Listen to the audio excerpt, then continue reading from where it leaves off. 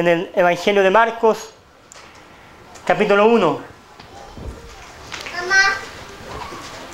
También me siento honrado de estar junto a mis pastores, ya a mi pastor Patricio, que ha estado bastante complicado de su salud, y mi pastor Aarón, salvo.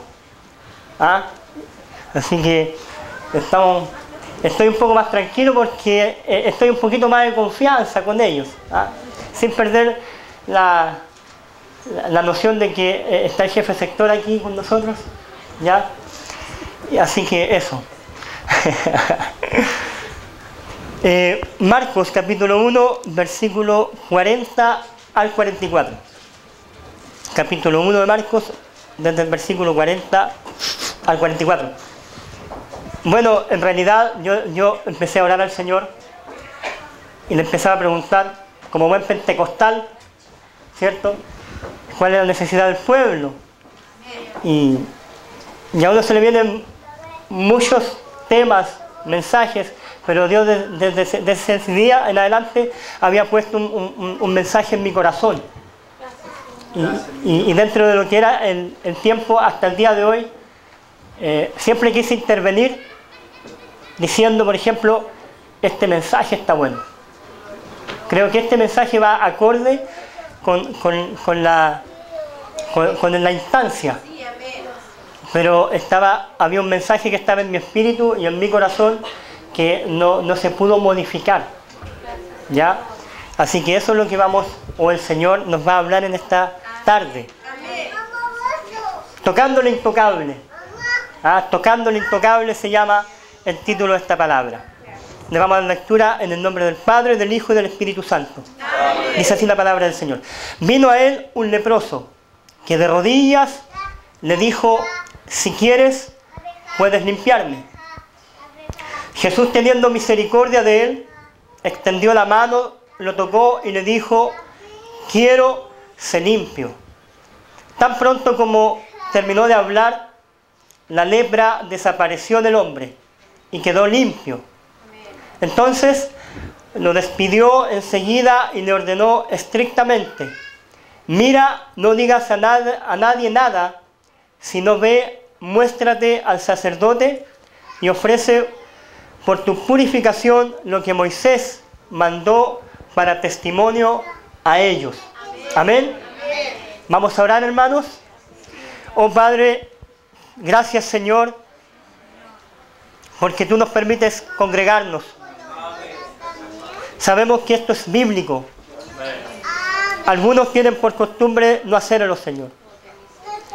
Señor, cuando nos congregamos, crecemos, maduramos, desarrollamos nuestra fe, nuestras convicciones. Tú nos fortaleces, nos alientas, nos amonestas. Señor, en medio de la congregación, Señor, es parte de una disciplina espiritual el congregarse. Y veo aquí a muchos hermanos congregados en tu nombre, Señor. Señor, te pido que tú los bendigas. Que tú, Señor, en esta tarde, que estaba en tu agenda, Señor, vayas respondiendo a sus inquietudes.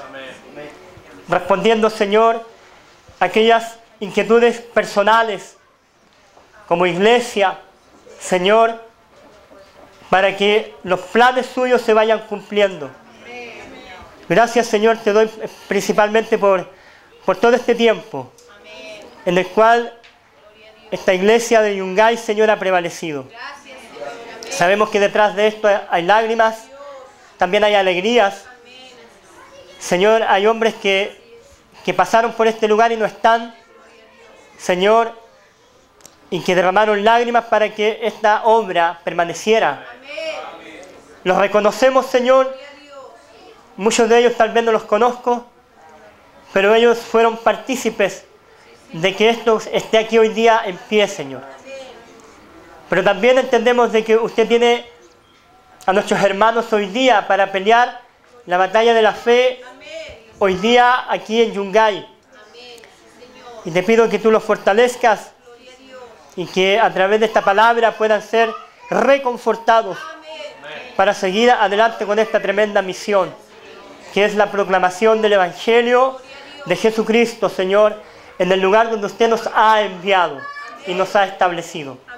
Gracias, Padre, te pido que me des sabiduría, me des el conocimiento, Señor, entendiendo de que esto no es conocimiento humano, sino que esto es conocimiento que proviene de Dios, de lo alto, Señor, y que sea usado para bendecir a tu pueblo, a tu iglesia, Señor. Esta bendición te la pido en el nombre de Jesús, para la gloria de tu nombre, Padre Santo. Amén y amén. Le damos la gloria a Dios. Gloria a Dios, gloria a Dios, gloria a Dios para siempre. Agradezco a Dios por mi esposa, por mi esposita que me bendice y también me corrige. ¿Ah? De repente, no sé si a los hermanos casados, hay momentos en que nuestras esposas nos hacen tiritar un poco. Cuando, por ejemplo, mi esposa me dice, a ver, me dice, y yo empiezo a tiritar. ¿Ah? Y ahí quedo. Y digo, no pasa nada, amorcito, tranquila, si ya. O cuando dice la esposa de repente, perdón, ¿lo escuché bien? Perdón. Esas son frases típicas de nuestra esposa cuando nosotros nos queremos hacer el gracioso y no nos resultan las cosas. ¿Ya? Así que agradezco a Dios por mi esposa, por mis hijos, Héctor David y Fernando Alonso. Que Dios guarde a nuestros hijos. Y obviamente tomo todo el consejo de mi hermano Ruiz, de estar ahí constantemente adiestrando y formando a nuestros hijos, ya, para que sean hombres de Dios y mujeres de Dios a temprana edad. A temprana edad. Bien, la verdad es que esta palabra es muy profundo. Ya es muy profundo y es necesario, mientras estudiaba esta palabra, también investigué el diagnóstico, médicamente hablando, de los leprosos. Ya es necesario que nosotros sepamos este diagnóstico para entender lo que realmente Cristo hizo en esta persona, que estaba muy complicado. Y aquí vamos a ver 4 etapas o 5 etapas en donde nos vamos a dar cuenta de cómo hay bastante diagnóstico aquí, y de esos diagnósticos hay momentos en que interviene el Señor de señores y lo cambia todo. Y según esto, si había una enfermedad que producía terror y lástima, era la lepra en aquella época. Ya la suerte del leproso era muy terrible, muy terrible. Y según el informe, vamos a ver 3 clases de lepra que habían en aquella época. Ya es muy necesario que entendamos esto, que veamos este diagnóstico. ¿Ya? Y vamos a ver la primera etapa, ya, que tiene que ver con los diagnósticos de la enfermedad. Si a alguien le gusta escribir, primera etapa, los diagnósticos de la enfermedad. Letra A, lepra tuberculoide. La lepra tuberculoide comienza con un largo e inexplicable dolores en las articulaciones. A medida que avanzaba esta enfermedad, se le empezaba a manchar la espalda y luego todo el cuerpo. La piel se ponía gruesa, formando pequeños nódulos en la nariz. Los labios y la frente cambiaban totalmente el aspecto de la persona. Ya se le formaban nódulos, pelotas en todo su aspecto físico, en la cara. El cuerpo producía úlceras y brotaba un pus que era repugnante. Los ojos del leproso se le ponían saltones, se le caían las cejas, la voz se volvía áspera, ya que sus cuerdas vocales se le llenaban de úlceras. Al final de este proceso se convertía en una masa o bulto ulcerado. El proceso de esta enfermedad era de 9 años y la persona terminaba perdiendo la razón, entraba en un cuadro de coma para luego morir. Este hombre se sentía repulsivo a sí mismo y era repulsivo a los demás. Es un diagnóstico de una de las lepras, conocida como la lepra tuberculoide. Letra B, la lepra anestésica. El proceso era el mismo, pero afectaba a los nervios. Perdía toda sensibilidad. Los músculos se degeneraban. Los tendones se contraían a tal punto que las manos quedaban como garras, o sea, totalmente tiesas, de esta forma. Ya no podía tener movilidad en sus dedos ni en su mano. Ya producto de que los tendones de las manos se contraían, quedaban en forma de garra como de águila. Usted sabe que el águila cuando se lanza su ataque sobre su presa, ella con sus garras lo toma y no suelta más. Y el águila de repente toma animales, por ejemplo, carnívoros. Y el animal carnívoro se defiende, la muerde, pero ella quiere escapar y no puede porque las garras quedan trabadas. Entonces, es más o menos una similitud con respecto a lo que pasaba con las manos de este leproso anestésico, que se le volvían garras y ya no las podía mover. Los dedos quedaban totalmente tensos. Las uñas se les deformaban, se les producían úlceras en los pies y manos, hasta que se le caían completamente. Se le caían las manos y los pies. De repente, se le caían. Yo lo estoy contando, pero la historia es distinta para el que la estaba viviendo. Al no tener sensibilidad, no sentía dolor a pesar del deterioro de su cuerpo. La duración de este tipo de lepra abarcaba entre 20 a 30 años.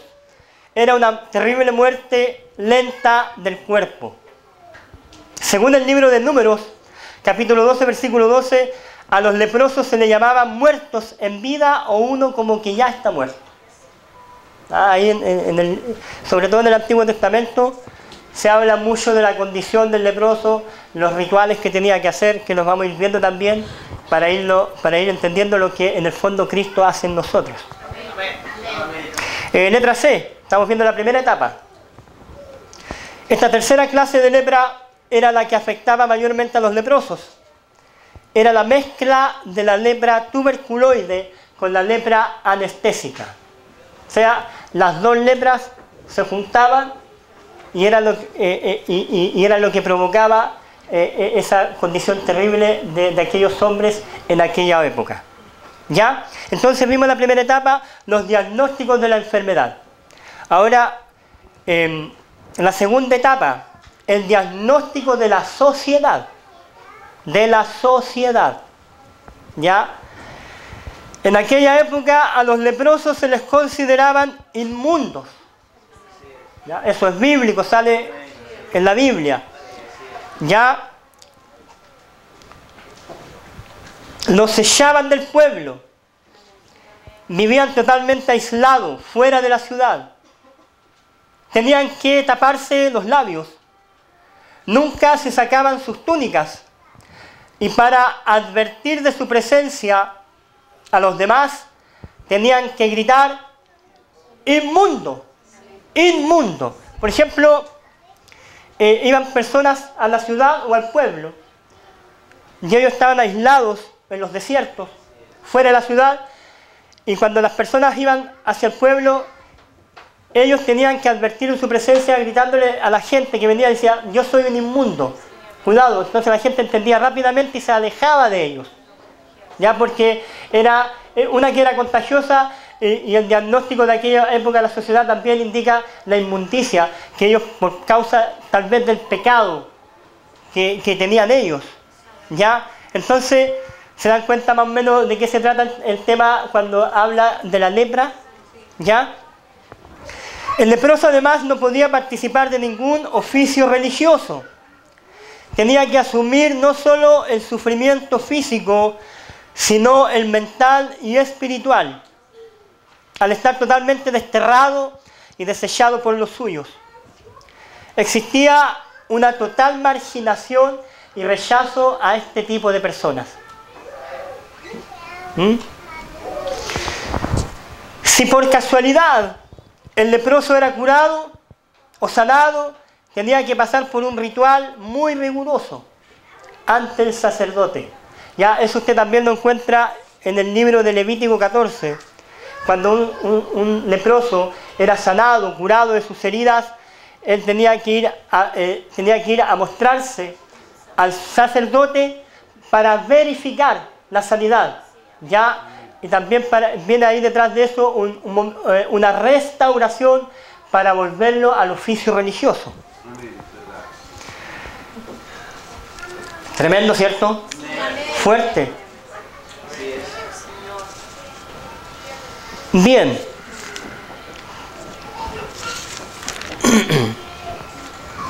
Vamos a ver ahora la tercera etapa. El diagnóstico simbólico de Dios. Ahora, ¿qué tiene que ver esto con nosotros? Hoy día, sobre todo el tema de la lepra, ¿ya? Que la lepra es un simbolismo del pecado. Ese es el simbolismo de la lepra. Es el simbolismo del pecado que habita en el hombre, que radica en el interior del corazón del hombre. Por lo tanto, esto nos permite ver que hay ciertas semejanzas entre lo que es la lepra y el pecado. Hay una similitud, hay una comparación y similitud, ya simbólica. Primero, como la lepra afectaba o estaba en la sangre y el cuerpo de la persona, así también el pecado está en la naturaleza humana. ¿Ya?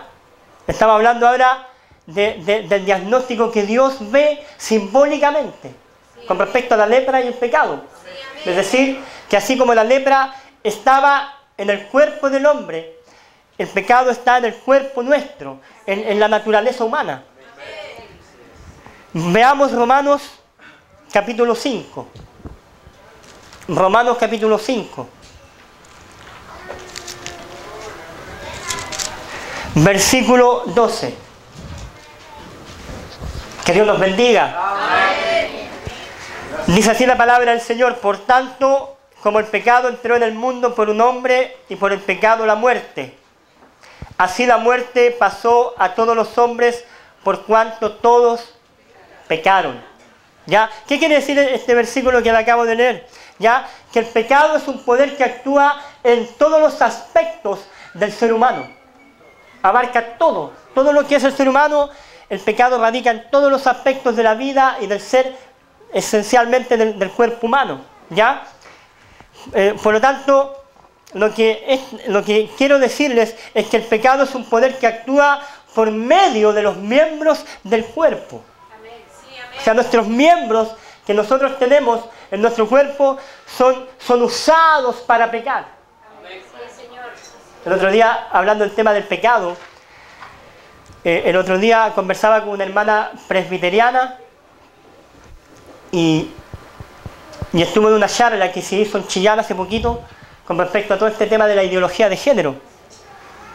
Entonces, ella comentaba de que va a llegar el momento que aquí en Chile, ya como sucede en otros países, sobre todo en Europa, Inglaterra, Suecia, por ejemplo, que aquí en Chile las leyes van a examinar nuestros sermones, para ver si y sacar algunas palabras que son muy ofensivas. Por ejemplo, una de las palabras que ellos tildan de muy ofensiva es la palabra pecado. Pecado. ¿Ya? Y en otros países, por ejemplo, como les nombraba en Inglaterra, ahí a los pastores le examinan sus mensajes.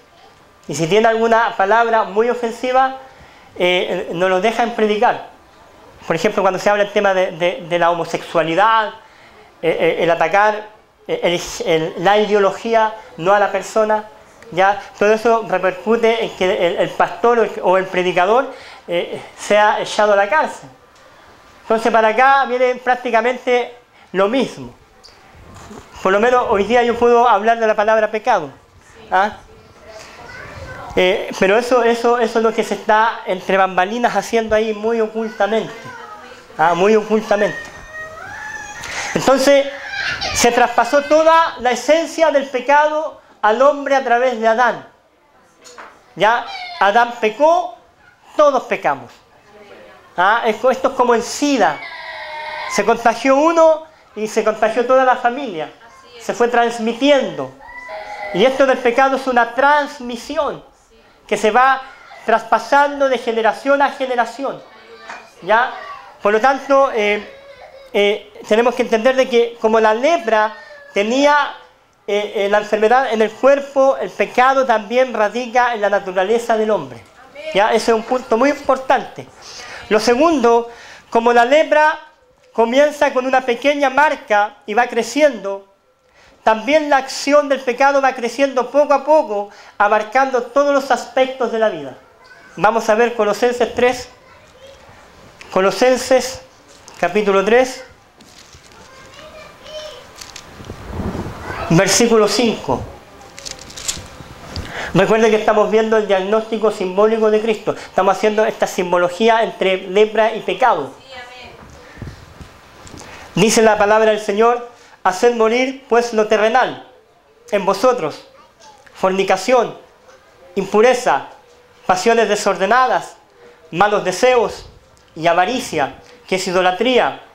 Por estas cosas la ira de Dios viene sobre los hijos de desobediencia, en las cuales vosotros también anduvisteis en otro tiempo cuando vivíais en ella.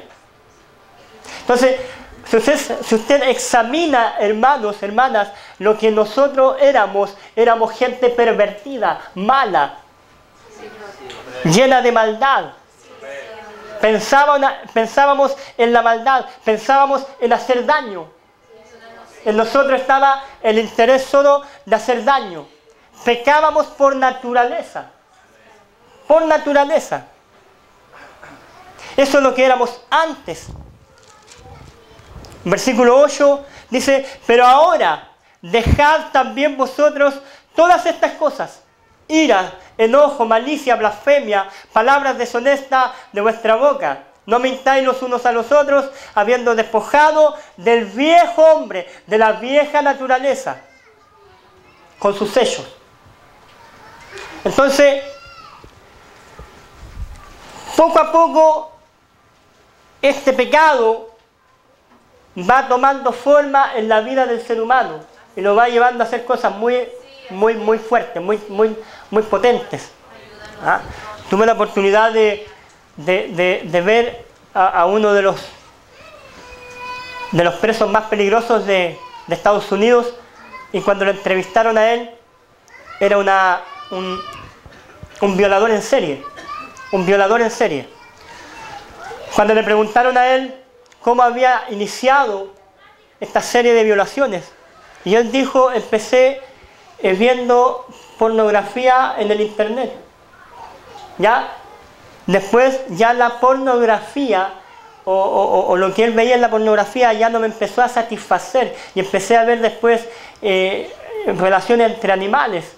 Después dijo que empezó a ver cosas más horrorosas hasta que llegó a sentir el deseo de violar y matar. Entonces el pecado hace eso. A veces algo pequeño se empieza a acumular, a agrandar y a hacernos gente muy perversa, muy mala. ¿Ah?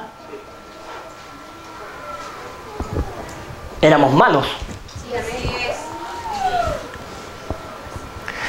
Por lo tanto, esto indica que todos los aspectos de nuestra vida fue afectada por el pecado.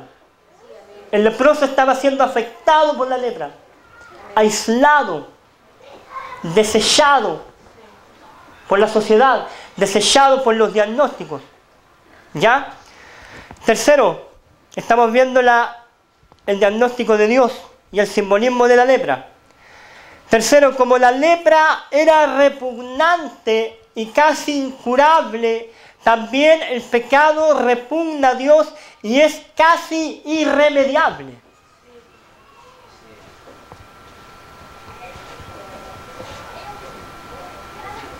Entonces,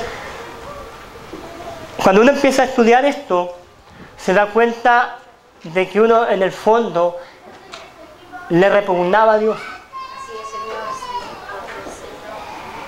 Sí, Señor. ¿Ah? Así es.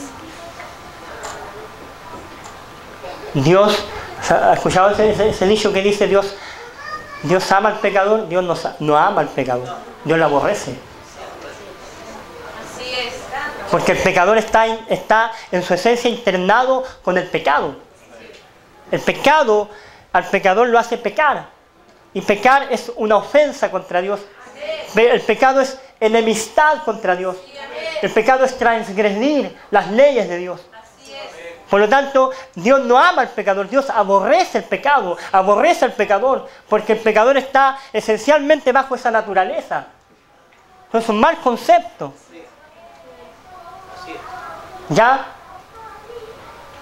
Porque ¿cómo Dios va a amar al pecador si el pecador no le interesa a Dios? Así es, Señor. Es como una encrucijada esto, pero tiene su salida. Sí, amén. ¿Ah? Gloria a Dios. Entonces de repente uno le dice a alguien que no va a la iglesia, a alguien que no es cristiano, le dice, oye, Dios te ama. Y él se deleita en su pecado, se deleita en hacer el mal, se deleita en los deseos del cuerpo. Y Dios no ama eso. Ayúdanos, Señor. Dios rechaza eso. Estamos hablando de Dios, Sí, amén. de Dios. Amén. Gloria a Dios. Entonces Dios tiene ira contra el pecado, Dios tiene ira contra aquellos que hacen maldad, que cometen daño. Dios no nos ama, Dios tiene ira. De hecho, Él los llama hijos de desobediencia. Sí, así es. ¿Ah? No creo, si miramos al pueblo de Israel en un contexto de que el pueblo de Israel era el pueblo escogido por Dios, sin hablar del mundo, de la sociedad que está sin Dios, Dios se airaba con el pueblo de Israel cuando pecaban. Se enojaba Dios. Y Dios se enoja cuando nosotros pecamos. No le cae bien a Dios pecar. No le cae a Dios que nosotros mintamos. No le cae bien eso a Dios. Entonces, el tema puntual aquí es que nosotros tenemos que entender estos conceptos bíblicos y entender de que Dios es un Dios santo. Santo, santo, santo. ¿Sabe cuál es el problema de la iglesia? Hoy día, de la iglesia, de las bandas, de los grupos de adoración, de todo este tipo de cuestiones que se ven hoy día, el problema es que no están teniendo conciencia de la santidad de Dios, no están teniendo conciencia de que Dios es santo. Entonces, a veces nos tornamos en gente liviana para hacer las cosas. Se pierde el temor, se pierde la reverencia, se pierde el respeto y se perdió todo. Y no entendemos de que Dios es santo y Dios es santo y es terrible. Es complicado Dios y Dios se complica más cuando hay pecado. Así es, Señor. Entonces, Ayúdanos. el libro de Pedro dice, sed santos como yo soy santo. Gloria a Dios. Así es. Hermanos, los atributos de Dios, las cualidades de Dios, todo lo que compone las características de Dios, también tienen que ser nuestras características. Si Dios es fiel, nosotros también tenemos que ser fieles. Si Dios es santo, nosotros también tenemos que ser santos. Santos en nuestra manera de actuar, santos en nuestro matrimonio, santos como hijos de Dios, que nos desenvolvemos en nuestras labores. Ser fiel a Dios hasta el final. Hoy día conversaba con un hermano y él me decía, a mí me da miedo comprometerme con Dios. Y yo le decía, hermano, usted es casado. Y a usted le dio miedo comprometerse con su esposa.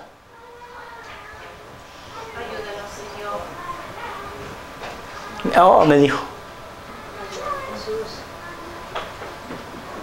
Porque el tema del matrimonio es un tema de compromiso. Y de fidelidad. De fidelidad. ¿Qué quiere decir esto? Que yo tomo la decisión en este amor filial. Tomo una decisión de un amor ágape que está por encima. ¿Ya? Tomo una decisión de yo amar a mi esposa por el resto de mi vida. Yo escogí amarla a ella. Ella escogió amarme a mí. Dios nos escogió amarnos nosotros como pueblo suyo. Gloria a Dios. Dios hace un compromiso con nosotros. Dios hizo un pacto con el pueblo de Israel. Y Él espera que el pueblo de Israel cumpla ese pacto. La gente que no es cristiana no va a cumplir jamás un pacto con Dios porque no lo conoce. Pero nosotros sí. Nosotros tenemos que tener un compromiso con Dios, un compromiso de fidelidad, de obediencia, de sumisión, de andar, como dice 1 Juan 2:6, como Él anduvo. Gloria a Dios. ¿Se dan cuenta? Entonces, las características de Dios tienen que ser nuestras características. Gloria a Dios. Ayúdanos, Señor. Dios es fiel, sé fiel con Dios Sí, Señor. en todo.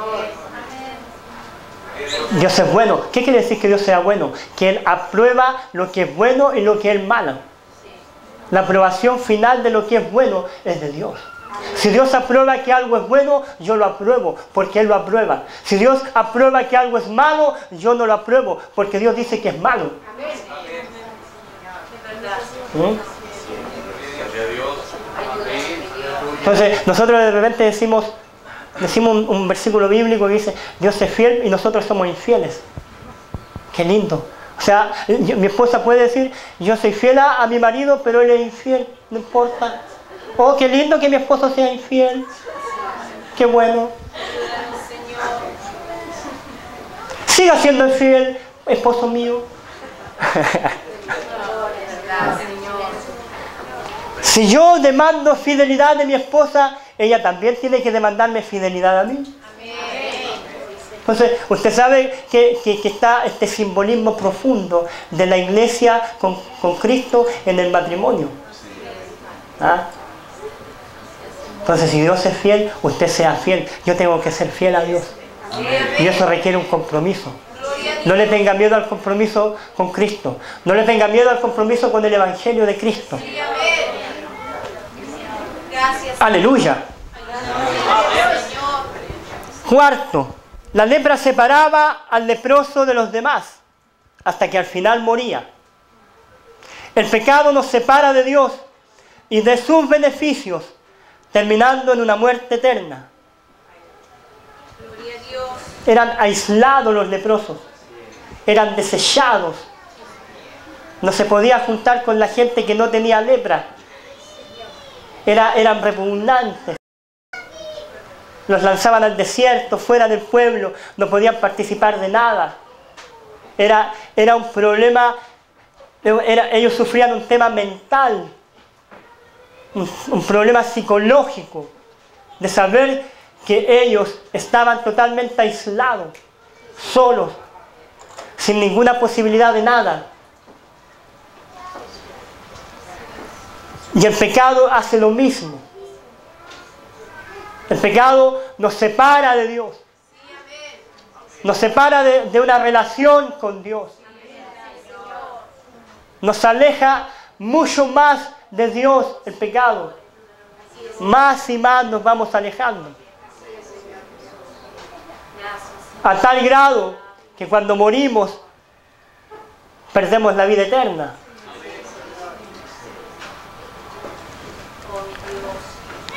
Al ver este escenario tan complicado, tan difícil, es aquí cuando en la cuarta etapa Cristo interviene. Gloria a Dios. Gracias. Primero, el leproso por ley no se podía acercar ni hablarle a Cristo. El leproso no podía acercarse a nadie, por ley. Había una ley que lo condenaba a no acercarse a nadie. ¿Ya? Y en esta desesperación, el leproso le habla a Jesús. Voy a volver al versículo.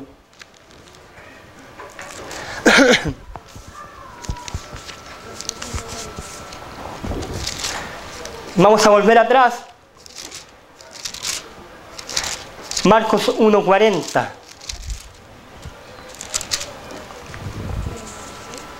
Fíjese, hermanos, por favor, yo quiero que ustedes vayan a esa escena. Fíjese en el versículo 40 cómo viene este leproso ante Cristo.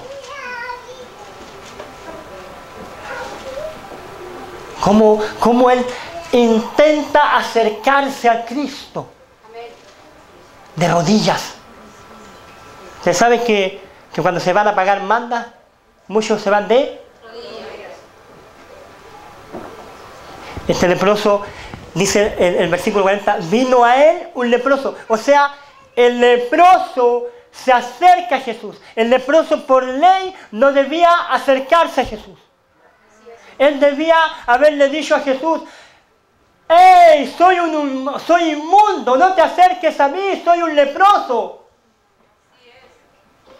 Pero lo que hace este leproso, seguramente en algún momento escuchó a un tal Jesús que sanaba, que se acercaba a los más vil de los pecadores, que conversaba con ellos, y él a lo mejor entendiendo esa esperanza, la única esperanza que tal vez tenía en su vida, de rodillas, postrado de rodillas, empieza a caminar y a acercarse a alguien que no se podía acercar por ley.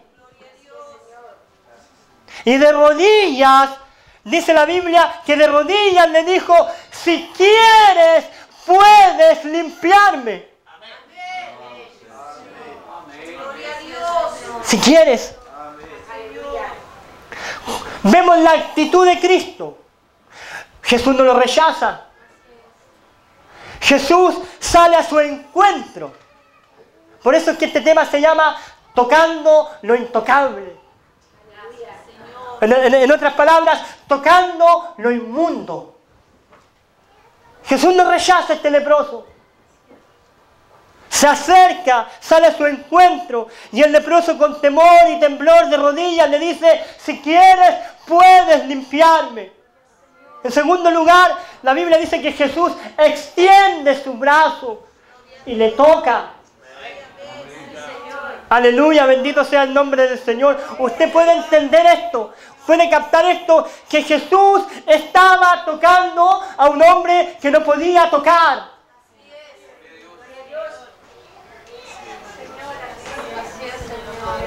Era un hombre inmundo. Así como el leproso era inmundo, por medio de su lepra, así éramos nosotros inmundos. Yo era un inmundo. Yo era un leproso. Hastiado de pecado, de maldad. Recuerdo, haciendo un paréntesis, recuerdo cuando estaba en el norte de Chile, muy jovencito, aunque todavía sigo siendo joven, según mi esposa. Y estaba en el norte solo. Mis papás se separaron como a los 17 años. Me fui para el norte. Tuve 9 años fuera de mi casa. Estuve en Iquique, en La Serena, viviendo solo. Estuve en Iquique 7 años, asumiendo responsabilidades para las cuales no estaba preparado. Dentro de todo ese contexto, durante ese tiempo, yo me torné alcohólico, un alcohólico muy terrible. Además de eso, solo, desorientado, con malas amistades, malas influencias, malos consejos, malgastando todo el dinero que ganaba en un mes. Después, con el tema del alcoholismo, el dinero se me iba en una semana. Yo era un alcohólico empedernido, de ese que toma y no se emborracha.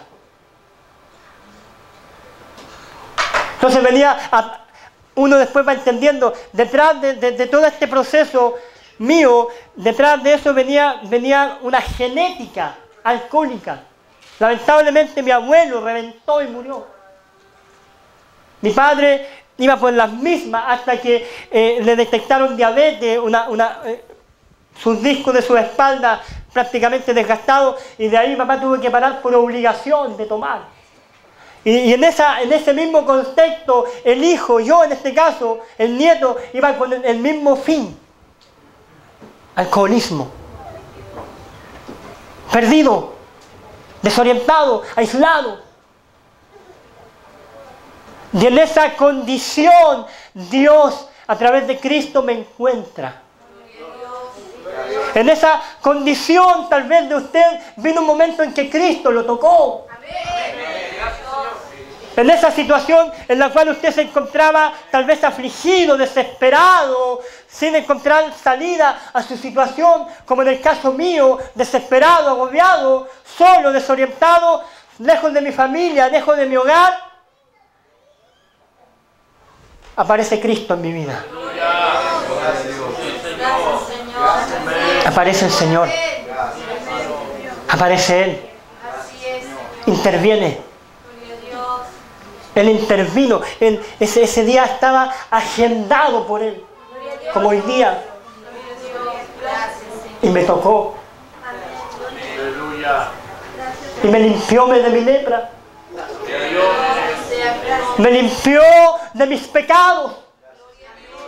Me limpió de mi vieja naturaleza, de mi viejo hombre. Y me transformó. Y me cambió. ¡Qué extraordinario! ¿A cuántos Dios los ha transformado? ¿A cuántos Dios una vez lo tocó? Y le cambió su vida. Le sacó esa lepra de pecado que estaba en nuestras vidas. Y con un toque de compasión profunda, Él tocó su vida. Tal vez por un clamor suyo, desesperado. Y se humilló. La palabra de Dios dice que el que se humilla, Dios lo exalta, pero el que se humilla, Dios no lo rechaza.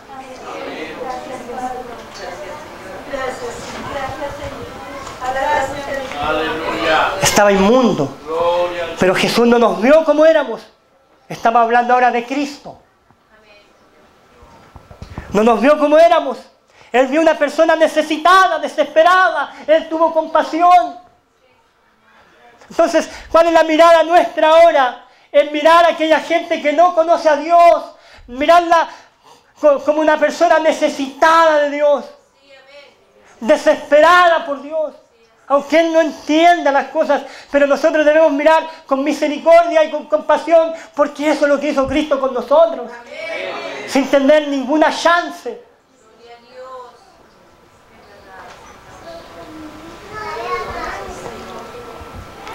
Estábamos alejados de la gloria de Dios, mas Jesús tuvo misericordia. La palabra que usa aquí Marcos, tuvo misericordia, indica que Jesús estaba profundamente conmovido al ver a este leproso y cómo Él se le acercó a Jesús. Se conmovió el Señor. El Dios está airado, Jesús se conmueve. Dios está allí airado, Jesús interviene, actúa y nos toca. Y toca al más vil de los pecadores. Lo cambia. Como dijo Pablo, de todos ellos yo fui el primero, el más pecador. Yo soy el primero, dijo el apóstol Pablo. Y si algo soy, pues por la gracia de Cristo. Soy el más pequeño de todos los apóstoles.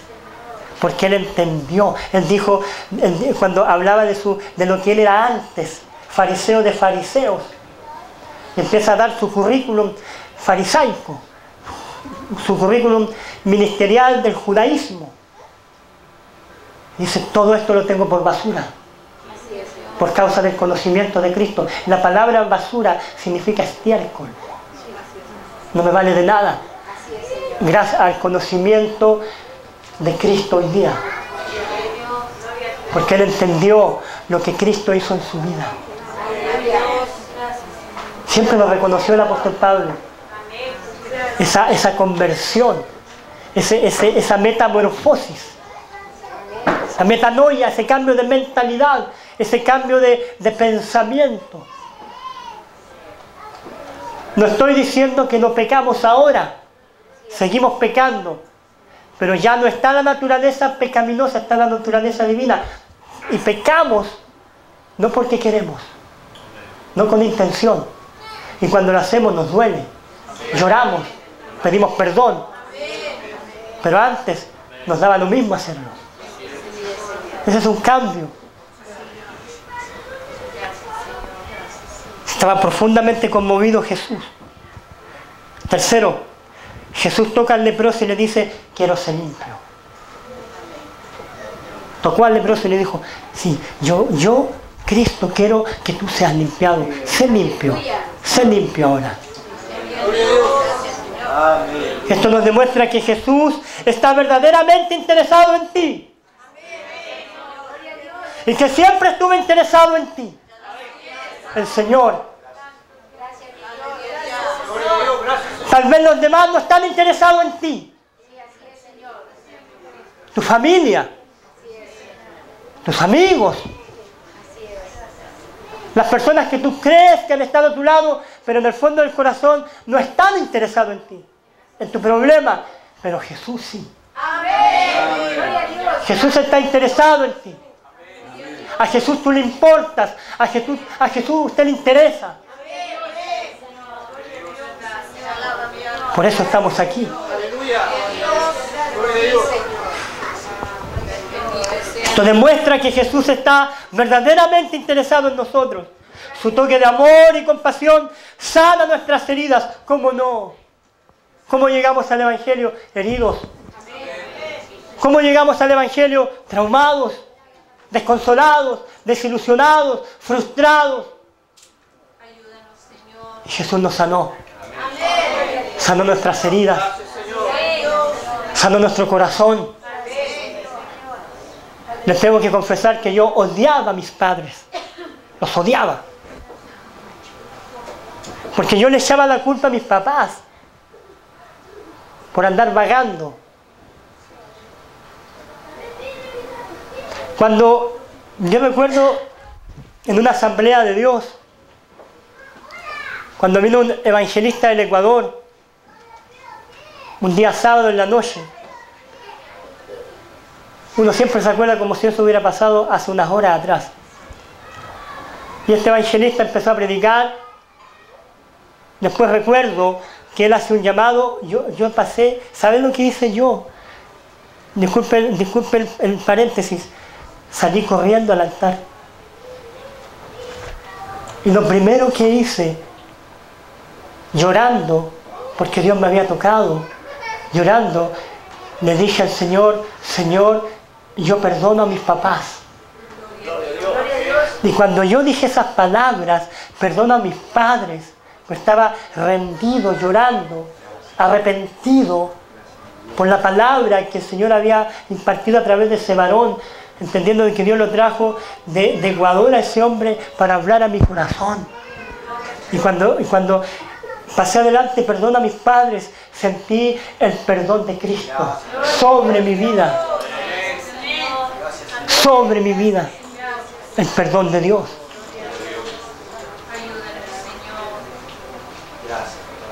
Solo el Espíritu Santo me estaba convenciendo de toda esa escena, convenciéndome de pecado, de juicio, sin entender nada.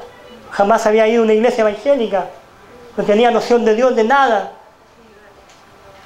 Y de un día para otro mi perspectiva de vida o mi visión de vida cambia radicalmente.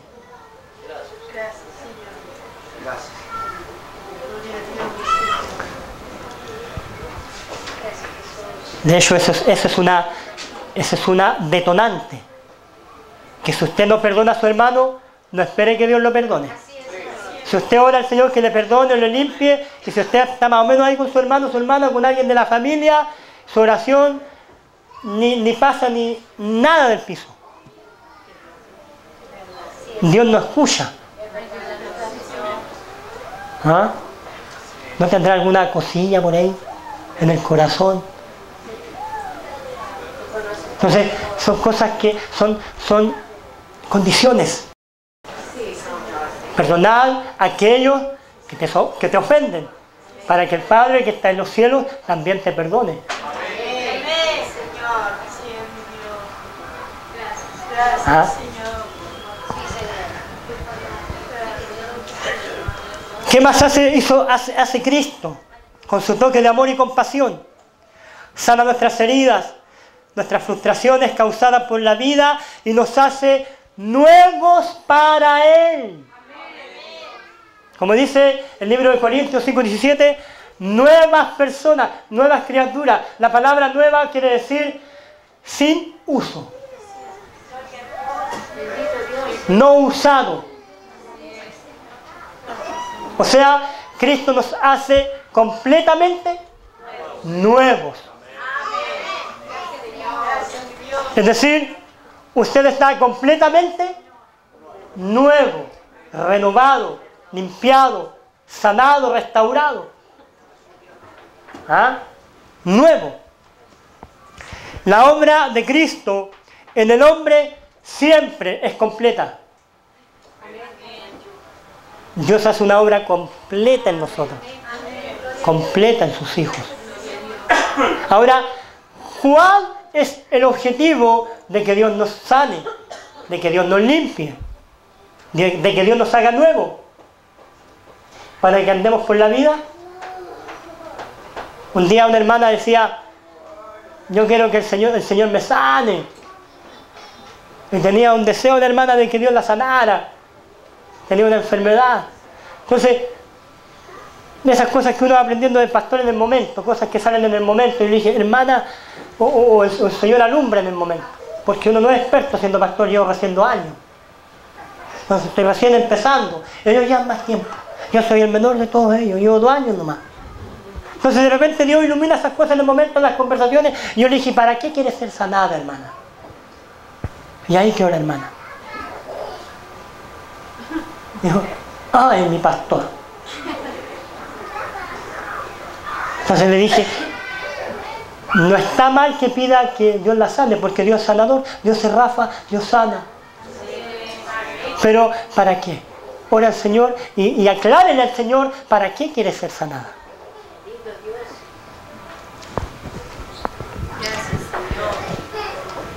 Cuarto, luego el Señor lo envía al sacerdote para que verifique que ha sido sanado. Esto es muy importante, que el Señor cumple con esto. ¿Ya? ¿Por qué? Y aquí vamos a ir finalizando para ver por qué Dios limpió a ese leproso. ¿Para qué? ¿Por qué Dios a nosotros nos cambió y nos hizo nuevas criaturas, nuevas personas, nos limpió de todo nuestro pecado? ¿Para qué? ¿Cuál es el objetivo? ¿Ah? ¿Testimonio? Muy bien. Entonces, después de una ceremonia de restauración y verificar la sanidad por parte del sacerdote, lo que hace este sacerdote lo consagra nuevamente al servicio de Dios. Cristo nos limpia para servirle. Esto usted lo puede leer en su casa, Levíticos capítulo 13 y capítulo 14, está toda esa información ahí. Entonces, Dios nos cambia, nos sana, Dios nos tocó, como al leproso. Dios lo limpió y dijo, quiero que se limpio. Ahora, limpio, ve y muéstrate al sacerdote para testimonio. Y después el sacerdote en un ritual riguroso, complicadísimo, lo verifica. Oye, realmente tú estás curado, vamos a ver. Lo pasa por unos procesos que ellos tenían en aquel tiempo y se da cuenta que está limpio y lo vuelve al oficio, a lo que él hacía. O sea, Dios lo restaura. ¿Ah? Dios te restauró. Dios te limpió para servir a Cristo. Con libertad. Para servirle. ¿Ah? ¿Se dan cuenta o no? Tremendo, ¿cierto? Entonces, ¿para qué Dios me limpió? Para servirle. ¿Para qué Dios lo limpió? ¿O por qué usted está aquí hoy día? Para servir a Dios. Y ahora, ¿cómo se sirve a Dios? De acuerdo a los dones, habilidades que Dios ha otorgado a cada uno que compone la iglesia. En esa función usted sirve. Y lo hace bien. Y eso es de provecho para su hermano.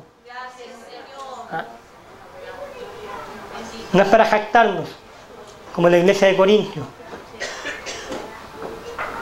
Entonces, en el fondo lo que quiero decirles, de parte del Señor y a través de esta palabra que Dios nos ha dado, es que usted siga sirviendo a Dios. Que no se acaba aquí. Que sigue. Como decía alguien, una anciana de 80 años de edad, una misionera que fue enviada muy joven a Hong Kong, en uno de los puertos, y su misión eran los niños desamparados, y ella levantó escuelas, levantó hospitales, hizo toda una red social para tener a los niños allí y refugiarlos. Después de ella haber levantado toda esa base militar en aquel país, cumple 80 años de edad y la base militar que estaba en Escocia decide jubilarla a esta anciana. Entonces le dicen, te vamos a jubilar para que te vengas a Escocia nuevamente y puedas descansar los años que te restan de vida porque has trabajado mucho. La anciana vuelve a Escocia y después de un cierto tiempo se da cuenta de que ella tenía el anhelo y el deseo de volver a trabajar en las misiones allá en Hong Kong, con los niños. Pero ahora no tenía recursos, porque la base misionera la había jubilado. Entonces se puso a orar al Señor y le dijo, Señor, no tengo recursos para volver, mi corazón está allá, no quiero estar aquí tranquila esperando que la vida pase, mi corazón está allá con los niños. Entonces esta mujer, mientras oraba, se dio cuenta de algo, y es lo que escribió en su biografía: el llamado de Dios dura toda la vida. Amén. Y oró al Señor y dijo, sin recursos o con recursos, yo vuelvo, y volvió allá y murió allá, atendiendo a sus niños. Yo creo que nosotros vamos a morir siendo pastores. ¿Ah? ¿Con recursos o sin recursos? Sí, amén. Amén. Sí, Aleluya. Señor, amén. Entonces, su llamado personal es para toda la vida. Hermana, tú que has servido tanto en esta iglesia, tienes que seguir sirviendo hasta el fin de tus días, hasta que ya se te acabe el último aliento de tu respiración. No hay nada más extraordinario que morir cumpliendo los planes de Dios. Como dijo el apóstol Pablo, Timoteo, he peleado la batalla de la fe y ya me viene la recompensa de la corona. Como dijo un irlandés cuando su barco se estaba hundiendo, todos habían caído y él trató de salvarlo a todos y era el único que estaba en la proa del barco y dijo, estoy temblando de miedo, pero mi roca no tiembla. Y me espera la corona.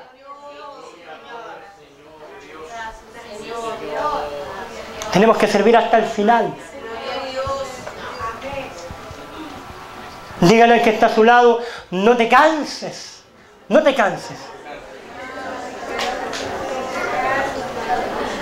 Gloria a Dios. Ahora, si usted está cansado, también le tengo una buena noticia. El Señor multiplica las fuerzas. Así que levante su mano derecha y repita conmigo, Señor, recibo tus multiplicaciones de fuerza, porque me queda largo camino. Aleluya. ¿Ah? Gloria a su nombre. Bendito sea el nombre del Señor. Dios tiene planes grandes con la iglesia de Yungay. Para finalizar, la actitud de un alma beneficiada. ¡Wow! Salmo 103. Como decía mi pastor. Dice alma mía Jehová. Suena bonita su voz, por favor, díganlo usted. Mi voz es como trompetita. La voz de este hombre es como de locutor, así que digan, bendice alma mía Jehová, digan que me gusta su voz, Bendice alma mía a Jehová y bendiga todo mi ser tu santo nombre. Amén. ¡Qué voz! A algunos les dio ese don de la voz. Otros tenemos que hacerle empeño. ¿Ah? Leamos el Salmo 103. No solamente servirle, sino bendecirlo. Salmo 103. El Salmo 103, hermanos, está después del Salmo 102. ¿Ya? Y antes del Salmo 105. 104 ya. Miren. Bendice alma mía a Jehová. Y bendiga todo mi ser su santo nombre. Salió como parecía la voz a su pastor. ¿Ya? Salió como pareció. Versículo 2. Bendice alma mía a Jehová y no olvides ninguno de sus beneficios. ¿Cuáles beneficios? Él es quien perdona todas tus maldades.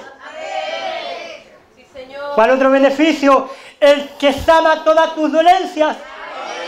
Mira el cuarto, ese era yo, el del cuarto. El que rescata del hoyo tu vida. Gloria a su nombre. El que te corona de favores y misericordias. Otro beneficio, el que sacia de bien tu boca, de modo que te rejuvenezcas como el águila. Además, Jehová es el que hace justicia y derecho a todos los que padecen violencia. Denle un aplauso al Señor. Oh, gloria a su nombre. Eso es lo que hace un alma beneficiada por Cristo. Éramos leprosos. Recibimos su perdón. Nos sacó del hoyo. Nos bendice. El Señor nos multiplica las fuerzas. Nos ayuda, nos defiende. Nos respalda. Nosotros con nuestra alma le ordenamos a nuestra alma y le decimos: alma mía, no te calles, alábalo. Alma mía, te ordeno que lo alabes. Únete al cántico de los redimidos, alma mía, y alábalo, porque son más sus beneficios. Gloria a su nombre.